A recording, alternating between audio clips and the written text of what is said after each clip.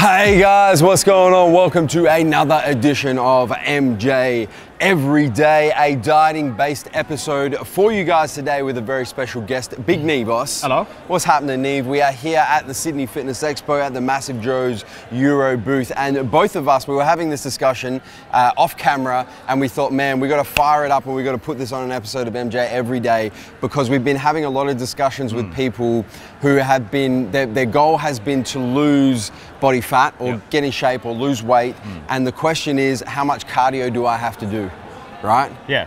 And there seems to be a little bit of a disconnect between the relationship of cardio and diet and how it all plays into caloric deficit, which is the key, right? Well, there was one guy I spoke to today in particular who said he was doing the Stairmaster every morning. Yeah. And I mean, that kind of made me think, I mean, who wants to be slaving around the Stairmaster every morning?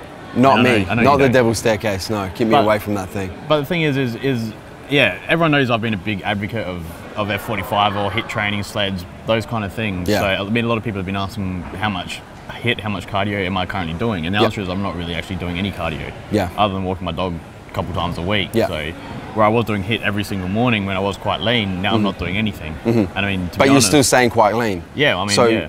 And this is where it plays in, because you've kind of taken the cardio aspect out, but you've made alterations to your diet to keep your caloric input where it needs to be to stay at this body fat level, right? Well, the thing is, when I was doing HIIT every single morning and then either going for another walk at night or training at night, the thing is I could afford to eat more shit and eat more calories and eat more carbohydrates. I could eat sushi during the day, I could eat smoothie bowls every single day because I knew that I was going to be burning it off, and I was going to be burning 2,000 calories throughout the day just from my exercise, let alone my BMR, all that kind of stuff. So I was going to be burning in excess of 2,000 calories on top of what I was already doing anyway. So, and I think really what it comes down to, Neve, because I've had a lot of the same discussions today as well, is you guys, like, we want you to understand that if you're trying to lose body fat, if you're trying to get lean, if you're trying to lose weight, caloric deficit is the be-all to end-all. You have to be in caloric deficit. Your body has to utilize more calories than what you consume within a 24-hour period for a sustained period of time. And that brings upon the topic as well of how much output you're using with the cardio. Correct. As well, is how much glycogen stores you then have as well. Yeah. I mean, if you're training twice a day and you're doing a HIIT session in the morning for 45 minutes or half hour or whatever, you're going to be utilizing and depleting those glycogen stores twice a day pretty much.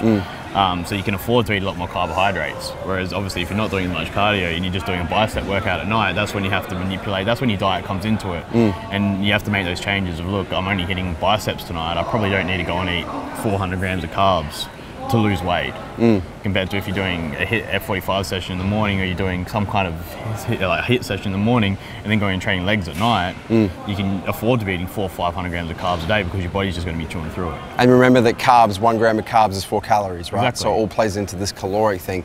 But we want you guys to understand that in order to get into caloric deficit, there's multiple ways you can do it. One way is to consume less calories. The other way is to increase the amount of calories that your body uses through doing things like cardio or working out or whatever it is to increase your caloric output. So it's not always a question of, you know, how much cardio do I have to do to look like you, to get lean like you. It's a balance of, well, how much are you prepared to diet and reduce your caloric intake, and then how much are you prepared to increase your caloric output by doing cardio if you choose to do it at all. You can get lean doing no cardio at all. Just through diet, just through reducing your caloric intake. And that's really what we want to get the message across to you guys, is caloric deficit is the absolute key, and you can get into caloric deficit either by eating less calories, carbs, whatever the source is, eating less calories, or increasing your caloric output through doing things like the devil's staircase or F45 or whatever it may be. As you're saying, if it fits your lifestyle, what works for you? 100%. The other thing is as well, there's more than one way to skin a cat. Ain't that right, JB? Yes. Yeah. That's it. And a lot of people don't like getting up in the morning at 6 a.m. or 5:30 a.m. to go do cardio and go walk on a staircase, Stairmaster, or walk for an hour or 45 minutes.